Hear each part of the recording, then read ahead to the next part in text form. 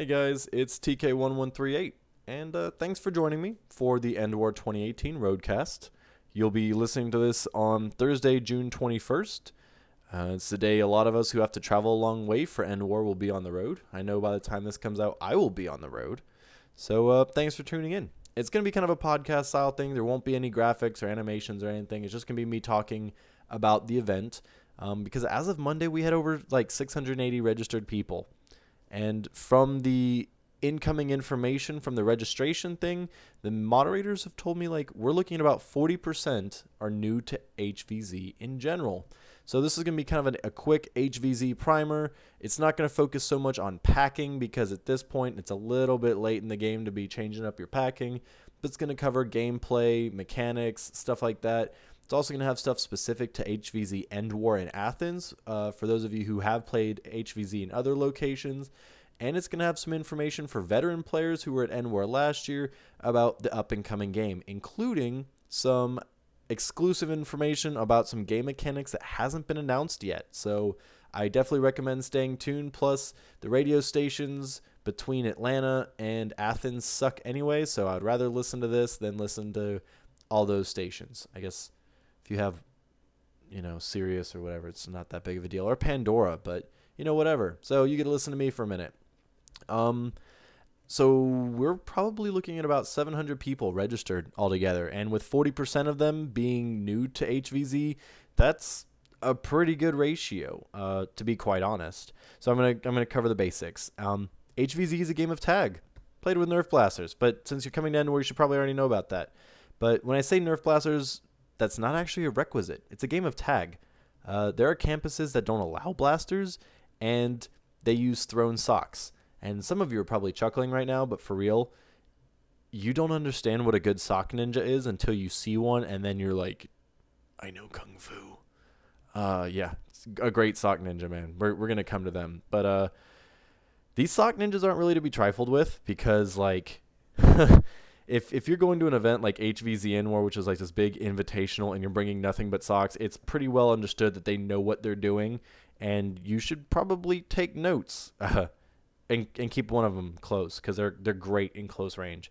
But the thing is, HV is an endurance game. It's like a marathon, not really a sprint.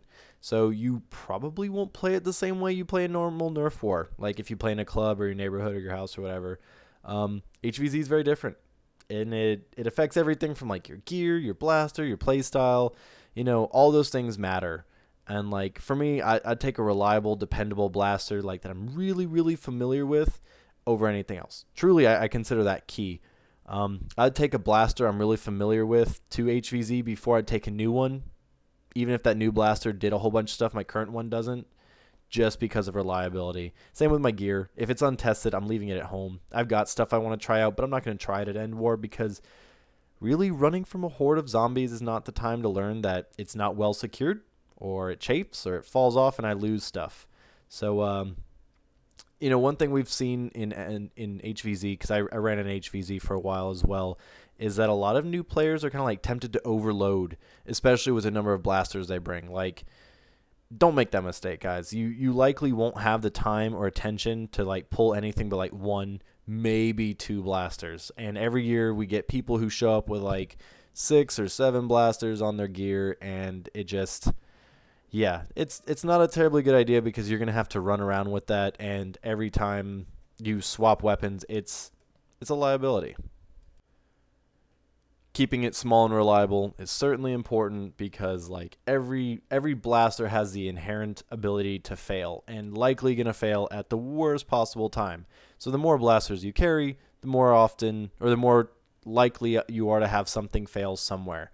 So really just having like 1 or 2 good, reliable blasters is key. So I did a live stream a couple days ago where I gave some information about blaster checks. I actually need to go ahead and offer a correction here. I had mistakenly given some incorrect information that I'm going to go ahead and correct for everybody here, and that was about dart check at blaster check. I had said just bring mags with some darts in it and you're good. That is incorrect. You need to bring all of your darts with you to blaster check. If they're already packaged, leave them in the package because they'll just be able to look at the package and pass all of those darts. If you have a big bin of darts, they're going to have to go through all of them. What are they looking for? Things like BBs or thumbtacks or straws. And some of you are going, thumbtacks? It happens, guys. It sucks, but we do have some players somewhere who, well, I'm going to be honest. If they put a straw in there, they don't know better. It's a modification. If they're putting thumbtacks, they're an asshole. So, yeah, the mods are going to go through every dart. So if you have a bin of darts, bring all of them. If you want to be really, really nice and you have a bin of like mixed ammo, then please sort them. It makes the whole thing a lot faster because, yes, they will look at and check every dart you bring. So when you come to blaster check, bring your blasters, bring some magazines, and bring all the darts you plan on using for the duration of the event. Also, it's Monday as I record this. I really hope on Thursday that this is incorrect that I'm about to say, but the weather's not looking terribly great, guys. The weather forecast that I'm looking at has like 80% chances of rain on Saturday. So be mindful of that and pack accordingly. You know, if you plan on playing in the rain, which is a lot of fun, especially as a zombie, getting all muddy. But those of us who use flywheels, you know, they don't really do well with wet darts, so packing a backup Springer is going to be good. I'm really glad I've been practicing with my Alpha Trooper because I might be rocking it this year. Anyway, jumping right into Endwar stuff and HvZ. And this first part's going to sound a little weird, so just bear with me because I actually took a little bit of time to really think this one out. HvZ can be kind of scary. And I know some of you are probably chuckling at that, and I get it because you know, there'll be times that you actually forget you are playing with a foam dart blaster and socks, and that the other people are just people with bandanas on their heads that are running at you, you know. But especially during like the night missions, you can kind of get confused. It can be a little scary, even for me. Humans are like we're really instinctual creatures, and nothing is more powerful or overriding than our fear instincts. That's kind of how we've survived as a species, I guess. But I mention this because last year were plenty of moments where like even I was afraid, because that's one of my favorite things about HvZ is like it really gets your heart going. But I was serious, like there were times I was legit freaked out, or like running from a horde of screaming people in the dark, and you know, logic kind of takes a back seat sometimes. So it's important to know how you react when you're afraid. And I know you're like, wait, I'm going to have fun. What do you mean afraid? It's gonna happen, guys. It's humans versus zombies. If you have like a history of anxiety or panic attacks, you should probably prepare yourself for this event. Like, be mindful that things or people are going to jump out at you. There will be times you're running and it's going to be scary. So if you have like any sort of history, just make sure you know what to do to take steps to help like mitigate those kinds of shocks.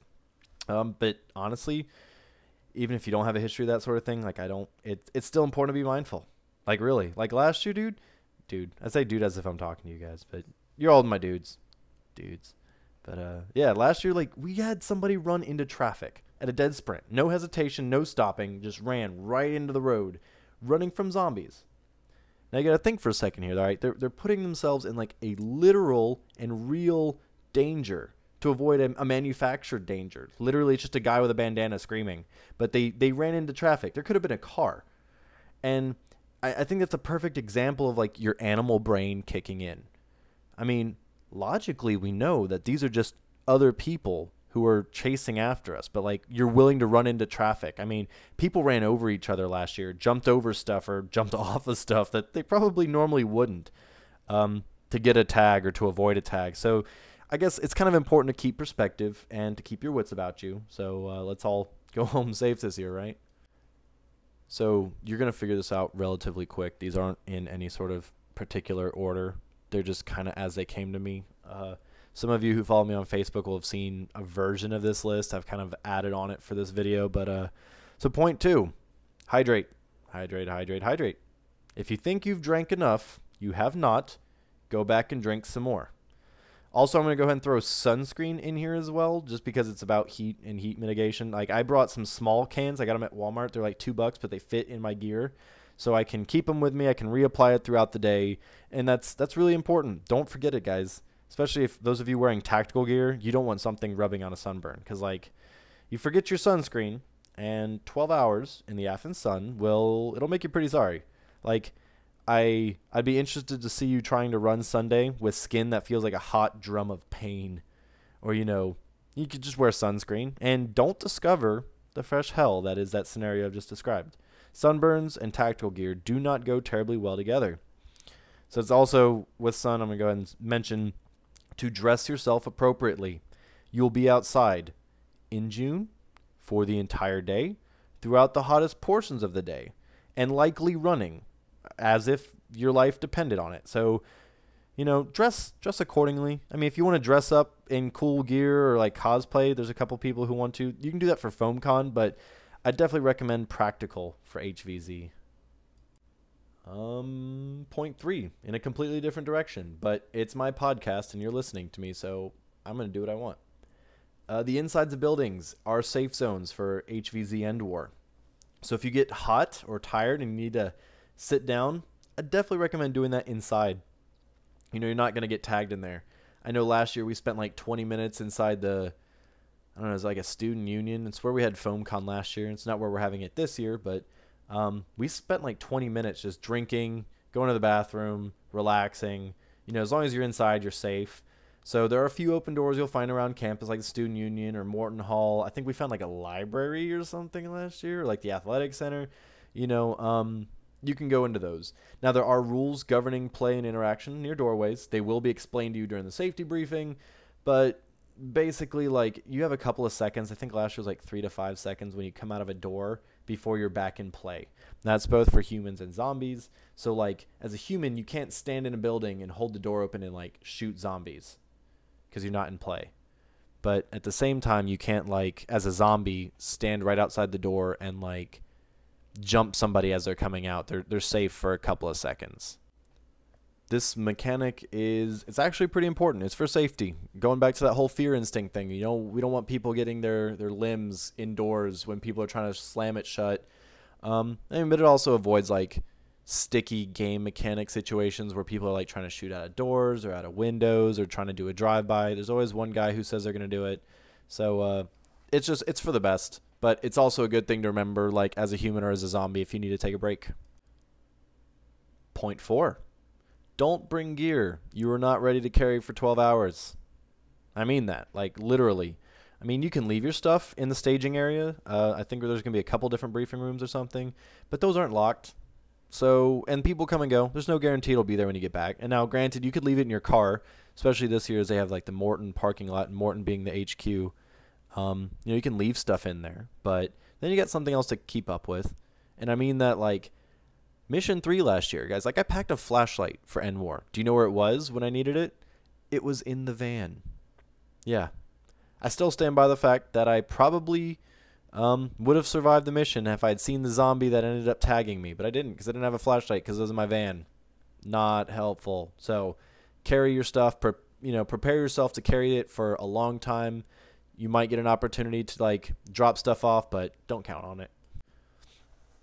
So yeah, this is going to be common sense to everybody, especially those of you who've been to a lot of HvZ. Probably common sense to you new players too, but there is safety in numbers. Yeah, there really is. But so here's where we're going to go into some new territory here. Last year there was like a lot of really big herds. But this year you're not really going to be able to count on the vast numbers of people to support you. HvZ Endwar has come up with some really interesting in-depth mechanics to help figure this out, because it was really hard as a zombie to take on the really big groups of humans, especially early in the game when there were still hundreds of humans. So there actually is going to be mechanics to split the possibly 700 people up into smaller groups. So there are 7 missions at Endwar: Mission 0, 1, 2, 3, 4, 5, and the final stand. And there are 22 total mission paths during Endwar. These are like objectives to play during the game. So yeah, that means you could probably count on most of the missions having multiple objectives or teams doing different things. Who knows? Some of them may be like completely different objective goals, like different missions. Those of you who came last year remember Mission 1, like the different objectives literally had different goals. It was like 5 different missions. So they were all split up, and yeah, it was crazy, but it made sense for your starting mission. Some of them though might be like spread out objectives for like one primary goal, like a whole bunch of different waypoints to like search for stuff or do whatever. But this again is going to be to split the humans up. And, you know, the first several missions of HvZ Endwar 2018 are going to have a little bit more splitting up than the rest of the game, but that's important. Like mission 0 and mission 1 are going to have the most objectives. Mission 1, of course, is going to be the first mission that actually counts. But it's important because the human team is like the biggest at the start point. Now, guys, even with an invitational like this, we don't have a ton of starting zombies. And I say we, I do want to reiterate, I'm not a mod or an admin for this game. I just play this and I take ownership of this game as a player because this is our game. We own this game. This game was made for us. We are the kings here. So, you know, if you're going to participate, you take ownership of that as well. So that's why I'm going to keep saying our game. But yeah, dude, said it again. It's going to be a habit. I'm just going to say dude a lot. But yeah, for real, the mission 1 last year, there was so many humans, and even with the starter zombies, they had to come up with some mechanics to help give the zombies a boost. They may or may not implement that this year. I have no idea. But I do know the start of the game is going to be highly stratified, which means splitting it up in order to make the human teams more palatable. To make them easier for the zombies to get a little bit of headway. It's a balance, you know. If I've modded and adminned HvZ before, and if you let the zombie growth get out of control, the game ends too soon. Likewise, if it gets too stagnant, it doesn't build up enough momentum to keep growing. So it's important to have that sort of splitting, I guess. So I'm looking forward to it because honestly, let's say 600 people show up, all right? And let's say we are really lucky and get 25 starter zombies. And that's honestly a very, very liberal estimate. We usually don't have that many. That still means 575 humans. All right. If we assume 1 in 3 has a flywheel or 1 in 5 has a full auto, that's a lot of foam to run into. So it makes a lot of sense. And while, you know, at first you're kind of like, I don't know about this. Like, as a game mechanic, it makes sense. And I say that I'm having been on both sides. Like, mission 1 last year, I got hot, guys. I was not pleased at first. You know, because I saw a whole bunch of people who I knew were human players who were now acting like zombies because they made this choice to make some of the human team. One of the human objectives was like to be temporary zombies to help. Yeah, it made sense. And I'm thinking this year they might have a little bit different way of handling that. So I guess we're all gonna wait and see. I'm in as much in the dark as you are here. And because I'm absolutely terrible at segues, both literal and metaphorical, I'm just going to jump to point 6, which is lights. There are late night missions. Actually, we have really we have 1 late night mission and 2 dusk missions. Technically, mission 0 starts at 7:30 Friday, and mission 3 on Saturday starts at 8:30. But there's also like the 11:30 mission 4. Yeah, bring lights, glow sticks, whatever. Find a buddy, stay close to your buddy, don't get lost. That's really all to point 6. I guess I made a whole point of it because I did last year. I got left on the end of the line and I didn't see anybody and I got eaten. So I felt like that had to be its own point. But I guess that jumps into point 7. If I've offered anything to HvZ into HvZ Endwar, I'm going to assume it's this analogy. And that's like human teams are like steaks. A couple of you have already read this, and I love this analogy, though. So the outside of a steak might get nice and crispy, cooked. Not that it should, but whatever. This is an analogy, not how I eat my meat, so just leave it alone. But the middle can stay nice and cool, even if the outside's completely trashed. And that's kind of how playing HvZ is.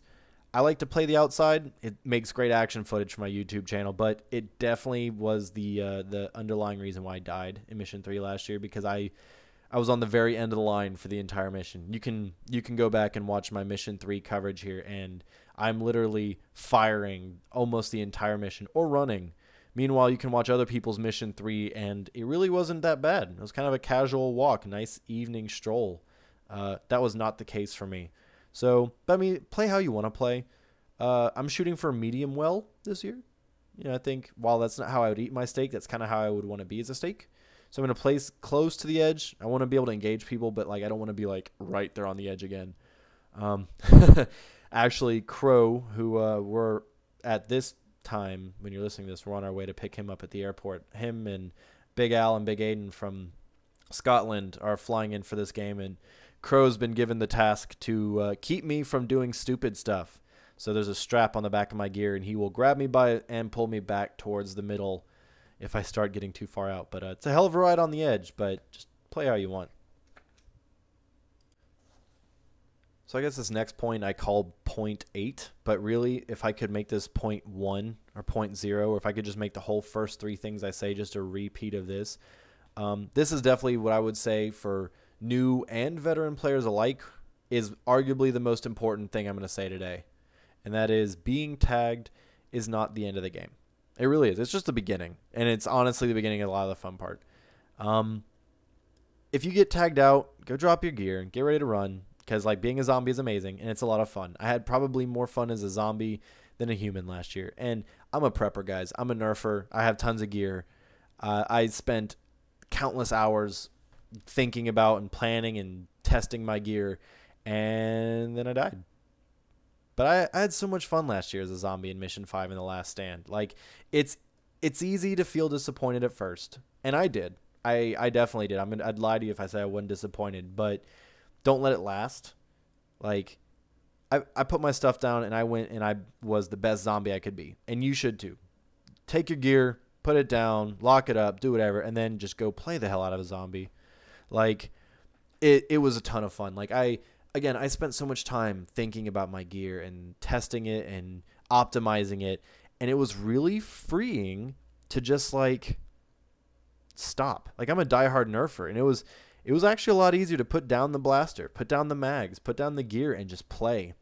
Like, humans have one life. You will spend the whole event, like, trying not to die. I mean, that's humans versus zombies. It's a survival simulation, I guess. You're trying not to die, but zombies have unlimited lives. Like, humans have more to fear from the zombies than the zombies have to do with the humans. That's duh. So, you know, as a zombie, you could use that. You could take chances. Like, trust me, you get to do just so much crazy stuff. I died once as a human. I died dozens of times as a zombie. Sometimes in charges, sometimes sneaking or jumping. Like, I got a scar on my arm, like really nice scar from jumping through a bush. Stuff like that was just crazy. And I had fun as a zombie. I was a damn good zombie. Like, there's a part of me that wants to make it to the final stand as a human this year because I didn't last year. But I'm not going to be disappointed if I go out early. I'm not. Like, I had that much fun. And who knows, guys? Like, I guess if this continues on, which I hope it does, maybe like Endwar 2022 or 23, I might be an original zombie. Who knows? Just take a year off of planning, prepping, testing gear, keeping everything up to date to just be a zombie. It sounds fun. I don't know. But I guess going to go back to is being tagged out. No, that really isn't even the right word. It's not being tagged out. I wrote it down here on my little notes, tagged out. But that's not it. It's joining the winning team. And yeah, it seems cheesy, but it's true. And it's not tagged out. It's the start of a whole different game. And if you've never experienced HvZ as a zombie, I highly encourage it. Try Mission 0. Because at Mission 0, it doesn't count. So, like, even if you get turned into a zombie Mission 0, at the end of the mission, you can go back to being a human. So if you want to know what it's like playing as a zombie, go to Mission 0, get tagged out, and go be a zombie. You know, I say that as if it's optional. In Mission 0, everybody dies. That's the goal. Like, if you can survive for a time in Mission 0, multiply that by 5 and you'll be fine, because that's what real gameplay is like. Like, the respawns are crazy, the objectives are nuts. The whole point is to cram an entire HvZ game into like an hour. So, yeah, it's going to get really nuts. So, if you want to find out what it's like, go do Mission 0. All right. So, we're making good progress. I guess I'm at point 9. How many points are there? I'm not telling. Just going to have to stick around because some of these are new. Some of these aren't. So, yeah, point 9. Athens. I've HvZ'd in a lot of places, and Athens is unique. And their style of play is, I was about to say unique, but I'm just going to go ahead and be honest with you guys. Because this is my podcast and I'm not beholden to anybody. I think it's crazy. I really do. I love it. I absolutely love it. But, God, like, I wish I could have been there at the first time somebody came up with this idea of, hey, let's just play everywhere. And if any of you guys from Athens are listening to this and we're actually there, please don't judge me on that fake voice I just did. That's just my fake voice. So yeah, Athens does not have play boundaries. Like literally, if you're on the world, so the Earth is roughly like 510 square kilometers. 510 million square kilometers. I'm sorry. So we're going to take out oceans and stuff, and I'm just going to spitball here. I'm going to say 175 million square kilometers is roughly the play area of HvZ Endwar.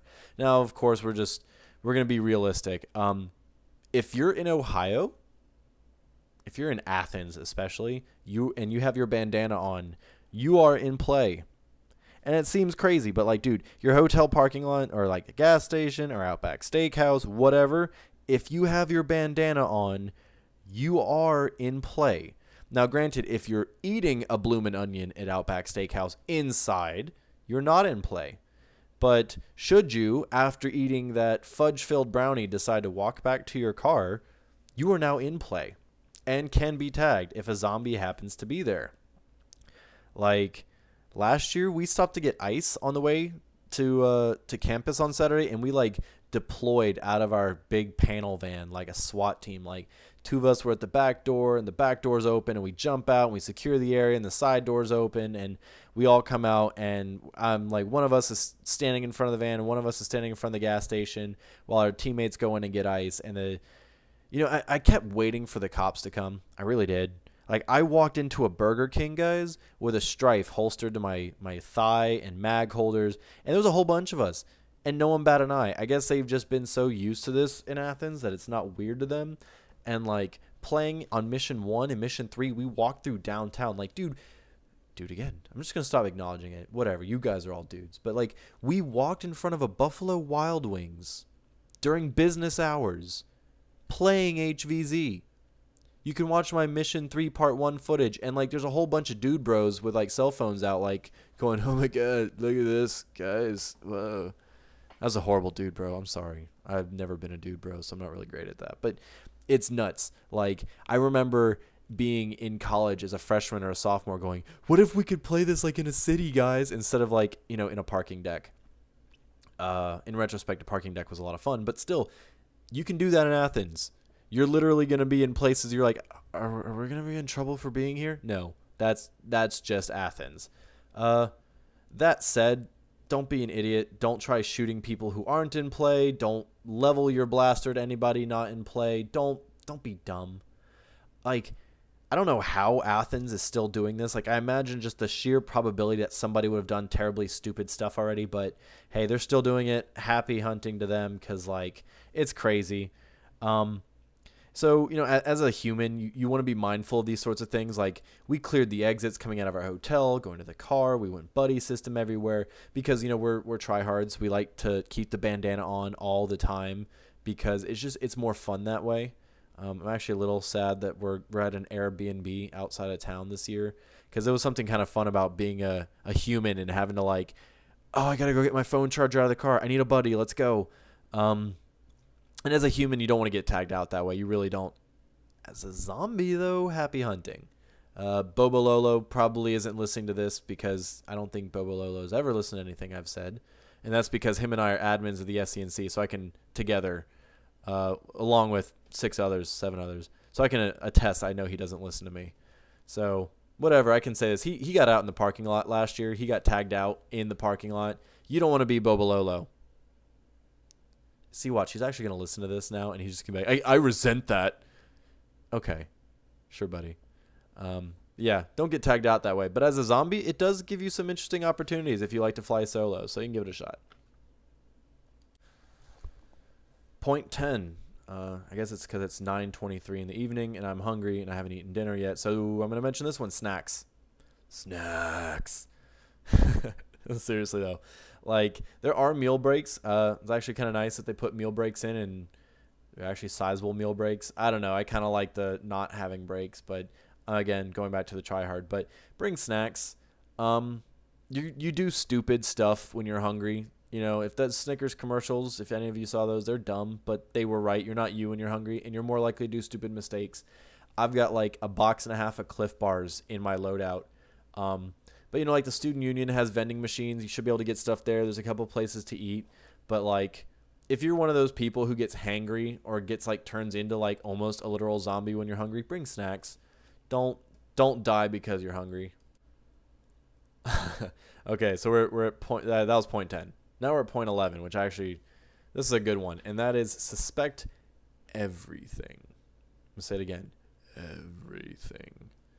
Like, zombies will hide in grass and bushes and trash cans. Like, dude, there were zombies jumping out of dumpsters last year. There were zombies hiding in grass. Like, I didn't even see. Oh, man, like in Mission 3, Part 1, this one guy gets tackled by a zombie in a bush, and none of us saw it. Like, it was an eye-opening experience. Like, for the rest of the event, I was just, like, suspicious of everything. Like, a plastic bag moved, I would lose it.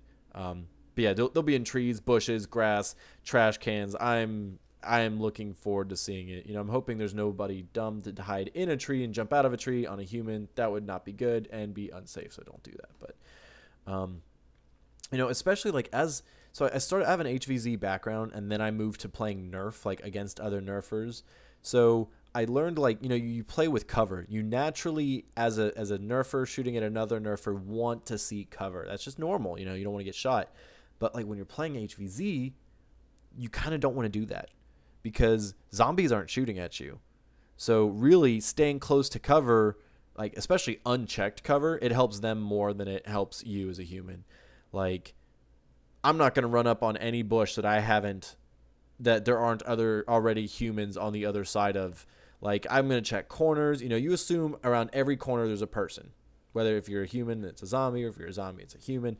Assume everything. Under every bush. In every tin can. Just assume there's a person in there. And that'll serve you well.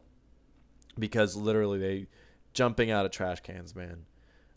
That said, I mean, like, even as a human, though, using terrain is key. Zombies have to get to you to tag you.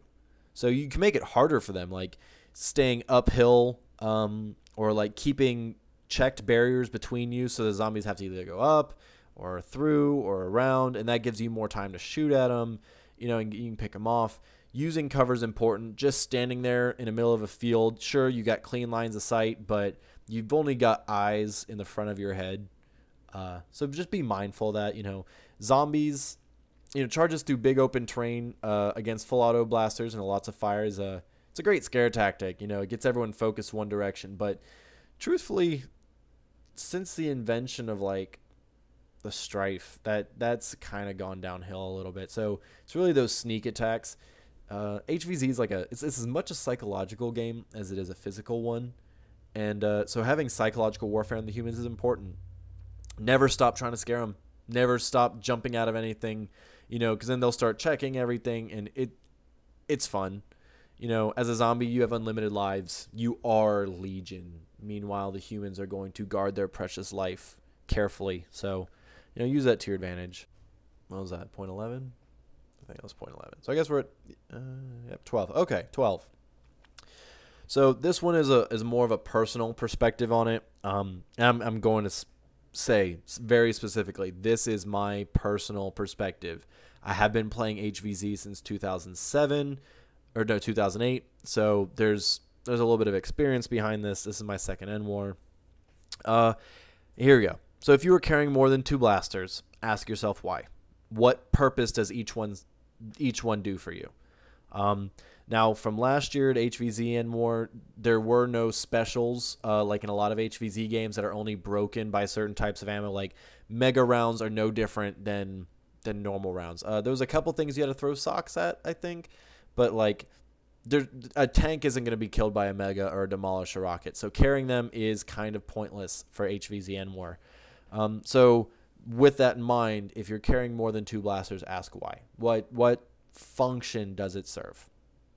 You know, okay, I've got a long-range blaster and I got a short-range blaster. Why? 130 FPS? A long-range blaster at 130 FPS? Really? You know, having 2 or 3 blasters, like, for instance, I have my FDL. It's got a lot of settings, and I can adjust it to full auto, single fire, so I get that kind of skews my perspective. But if I didn't have an FDL, I'd probably use something like a Strife, something where you can do semi-auto, because full auto on a rapid strike is great in a lot of situations. It's also a great way to burn through all your darts. So a good semi-auto that you can do really quickly, and a sidearm. A sidearm just as an oh shit. Can I say that? It's my podcast. Whatever, I'll say it. Whatever. My FDL broke last year, so I had to use my Strife to get to the van to fix my FDL. And by fix my FDL, I mean have Jesse of Project FDL fix my FDL. Yeah. But yeah, so if you're carrying more than 2 blasters, ask why. Chances are you probably don't need to. I might carry a third, but that's just because it's looking like rain, and I might want to have a Springer backup. And if you're carrying more than one type of ammo, same thing. Ask why. Like, I saw a guy last year, I think he had a, what was it? I guess it was probably a Strife. Yeah, it must have been, because trying to remember the Hera. The Hera wasn't out yet last year.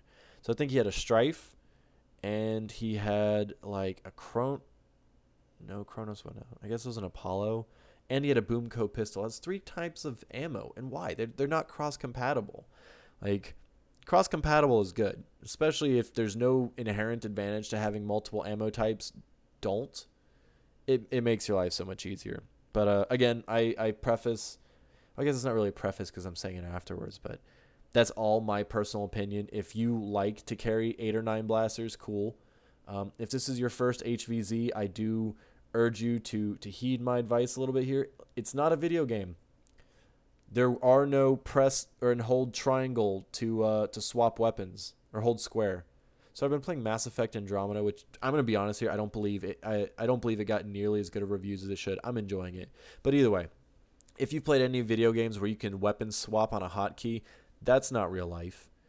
If you've got multiple blasters, and you plan on pulling them, that means they're probably going to be in a holster or a bandolier. If they're holstered, you're taking up mag space, or they're strapped to your back. And I don't care who you are, you're not likely to be able to pull something off your back, aim it, and fire it consistently, and take care of your primary. Sorry. Again, I'm just gonna go ahead and stop this because that's a whole rant right there. But just take it into consideration. Do you really need it? So yeah.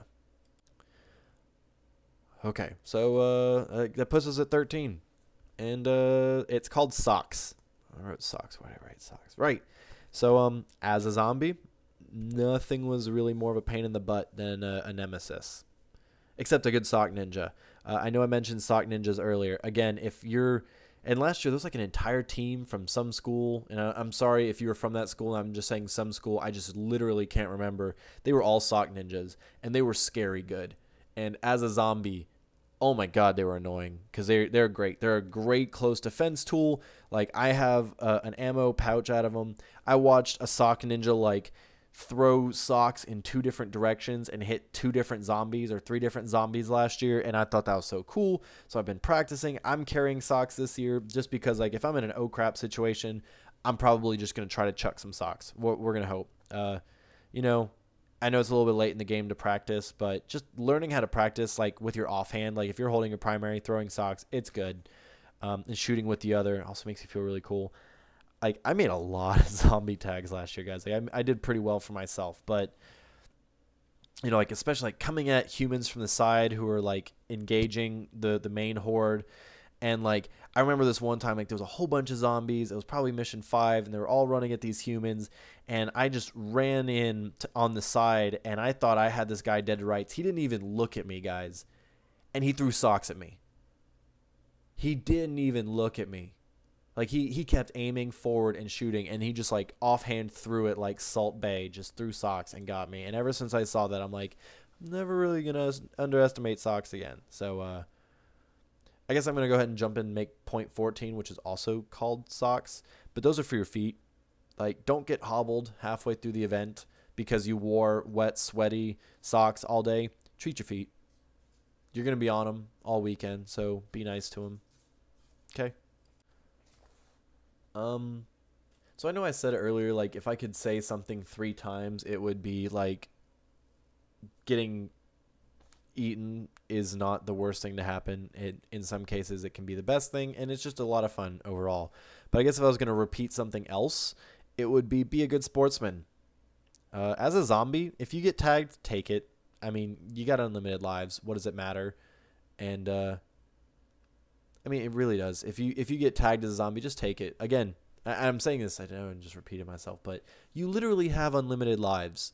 So it costs you nothing. It gives you a minute to catch your breath and then jump right back in.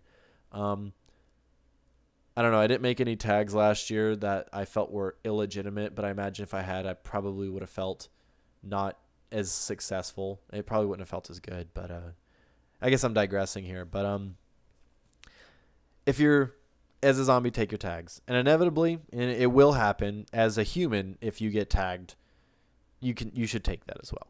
I mean, if it really was like an illegal tag, or like if they were out, you can argue it. You can call a mod. You can do whatever. I don't know. I guess don't be that guy that challenges like a good one. And it's natural. It's a natural instinct. And don't feel terrible about having it pop across your brain for a second. I mean, when I got tagged, it's even on footage of me going, "Wait, didn't I get you?" No. Oh. Okay. And I mean, truthfully, it was dark. And trust me when I say I tore apart that footage looking. I still, a year later, couldn't tell if I got that guy. I really don't think I did. He was right. But don't be a jerk about it. You're going to be disappointed. Energies are going to be high. But if it's a legit tag, just take it. That said, like I said, if you got somebody out there who's literally like he ate like 8 darts and kept coming, totally call that. That's nonsense. But sportsmanship isn't all about taking the tags. Like it's little stuff like try not to aim for the head and try not to tackle people and whatnot. Just basically, I guess, don't be a jerk. It's a really good way to end that one. So that was point 15. We're on 16. More new information. I guess it's a continuation of point 5. But so we have multiple missions and multiple objectives and all that for the humans and for the zombies as well that they're going to be completing during the missions. Some of which will be simultaneous or parallel objectives, like during the same mission or whatever. Different human teams, different objectives, whatever. But they're all happening at the same time and in different parts of campus. The Athens campus is pretty big, so I imagine they're going to use that to their advantage this year, kind of split up the humans a little bit more to give the zombie teams like better chances of like bouncing between human teams, keep them fresh and everything.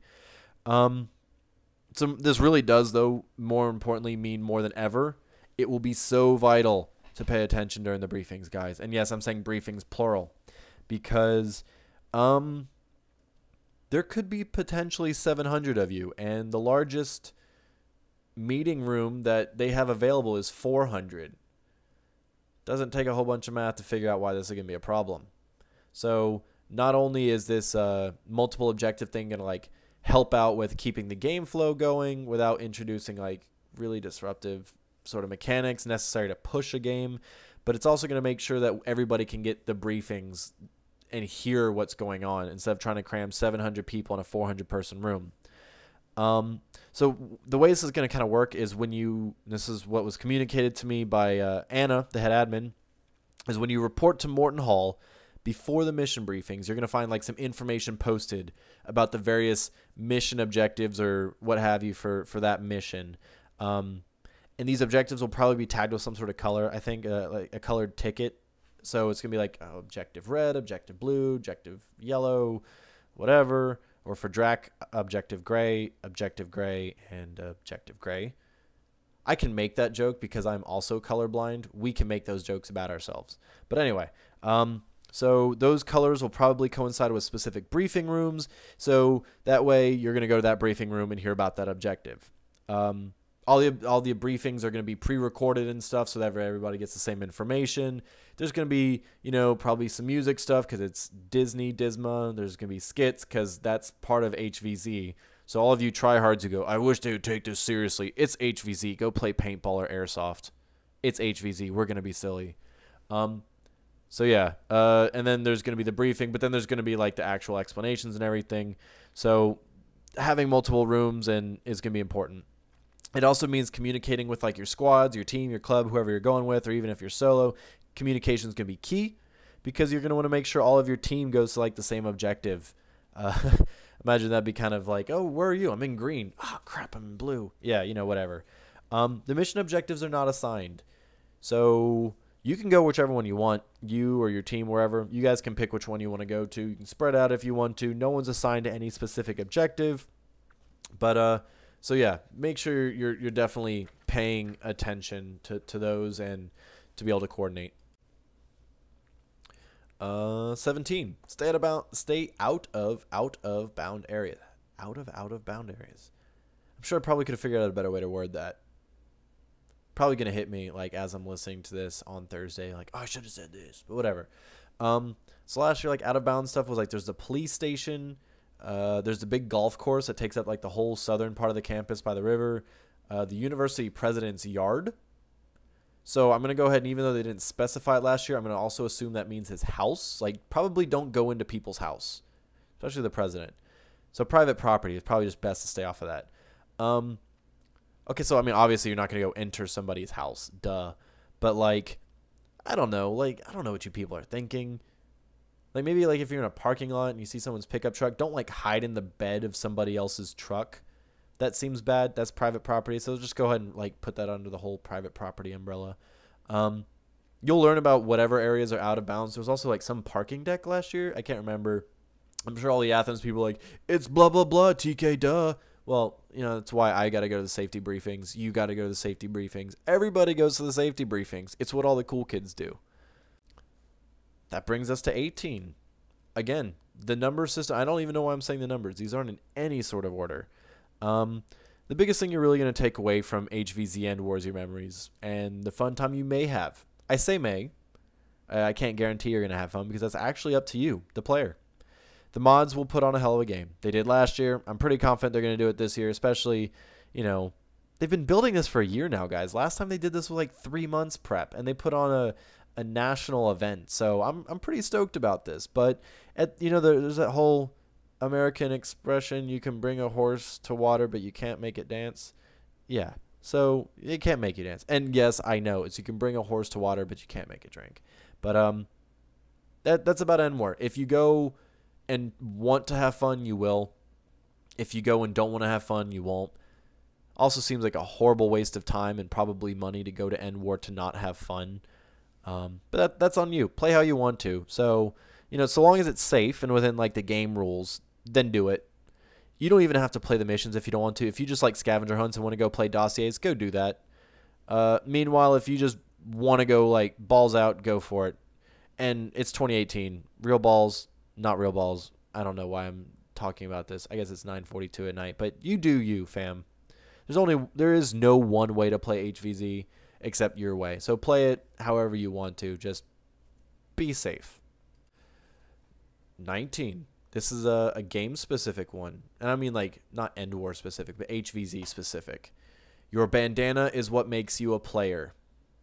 That's really important. Whether it's a human or a zombie, the bandana, which specifically an orange bandana, makes you a player. So don't lose it. Like, and don't take it off. As a human, you wear it on your arm. It must be visible. As a zombie, you wear it on your head, and it must be visible.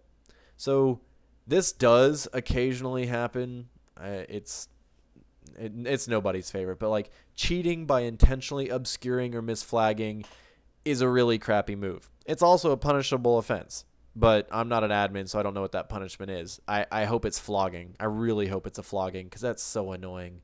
Like, and there's always some clever person who goes, oh, I'm going to take this bandana. I'm going to tie it around my arm. Oh, hello, fellow humans. Just kidding. I'm a zombie. Ha!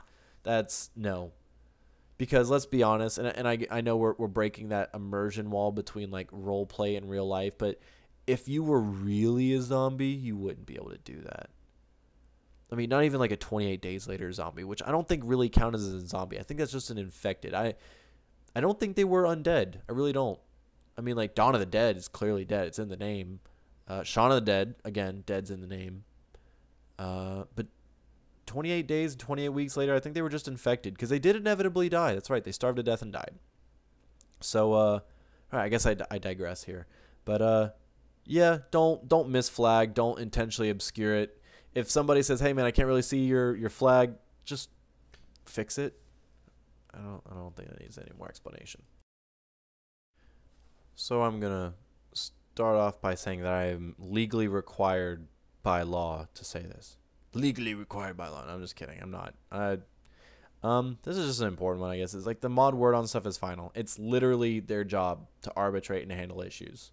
They give up playing to do this. So just give it a little bit of respect if they call something. Also, like if a mod calls a game pause, which will be noted by a loud whistle, please stop right where you are. If you're human, stop shooting. If you're a zombie, stop running. You don't have to stop snarling, just stop running.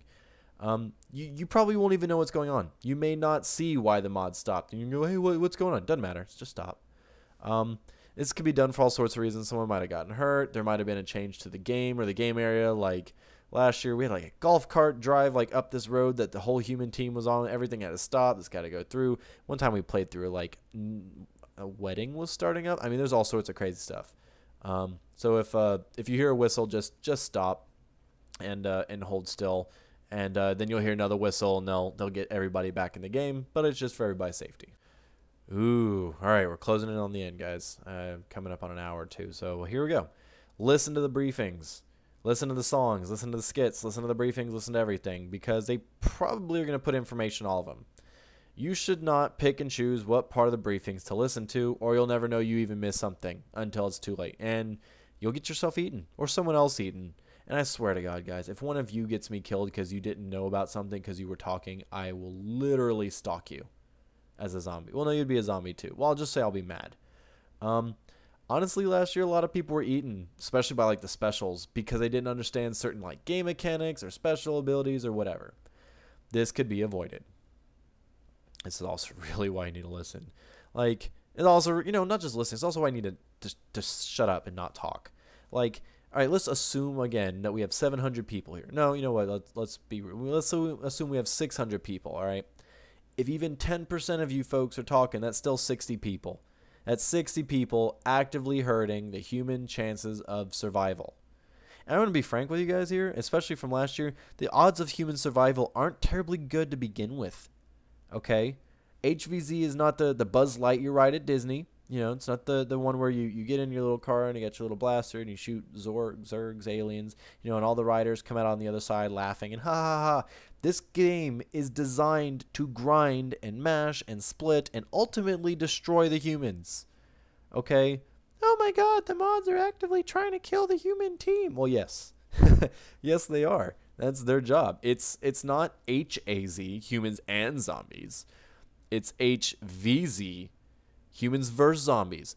Also, I regret going with that high-pitched voice. I probably should have gone with my typical, oh my God, guys, the mods are actively trying to kill the human team.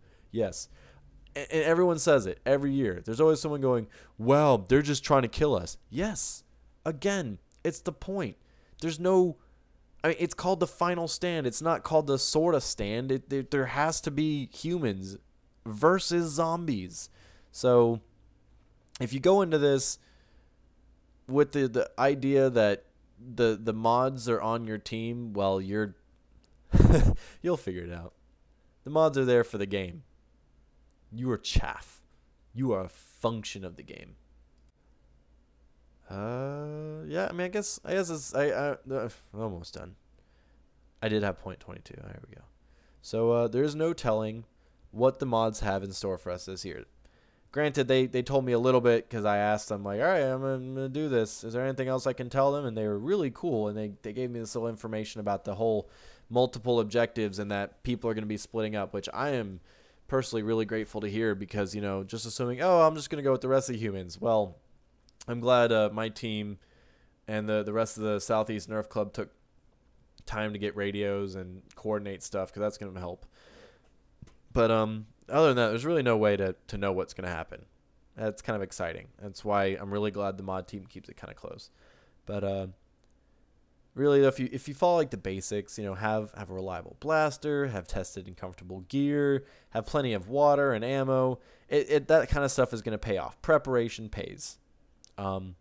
Last year the mod team managed to execute Endwar 2017 with like a few months of planning. And that's to get everything in place and execute it all. This time they have a year, so I'm expecting the game's going to be deeper, and it's going to be a lot more built for large numbers. I don't think...